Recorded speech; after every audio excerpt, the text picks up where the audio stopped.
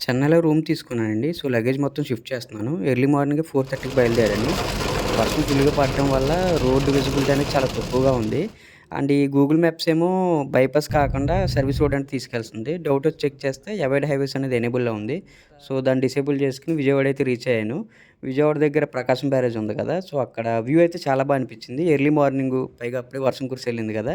So, climate మొత్తం చాలా అనిపించింది. సో, రైడింగ్‌నైతే చాలా ఎంజాయ్ చేశాను. అండ్ ఈ రైడింగ్ చేసే టైంలో ఏంటంటే టైర్ ప్రెషర్ కొంచెం తక్కువ అనిపించింది. సో, టైర్ ప్రెషర్ తక్కువ ఉన్నప్పుడు లాంగ్ డ్రైవ్ చేసే టైంలో మైలేజ్ మీద కూడా ఇంపాక్ట్ ఉంటది.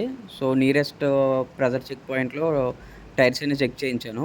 డైరెక్ట్ చెన్నై వెళ్ళిపోదును. బట్ ఒంగోలులో నాకు అవుతాడు. తను అక్కడే స్టే చేస్తున్నాడు. పని గట్టుకుని వెళ్ళలేం కదా! సో, వెళ్ళి దారిలోనే కదా కొంచెం టైమ్ స్పెండ్ చేద్దాం వాళ్ళ దగ్గర అని చెప్పి ఇంక చెన్నై వెళ్ళకుండా ఒంగోలు వెళ్తున్నాననమాట. సో, ఇవాళ అక్కడ స్టే చేసి మళ్ళీ రేపు ఎర్లీ మార్నింగే చెన్నై బయలుదేరుతాను.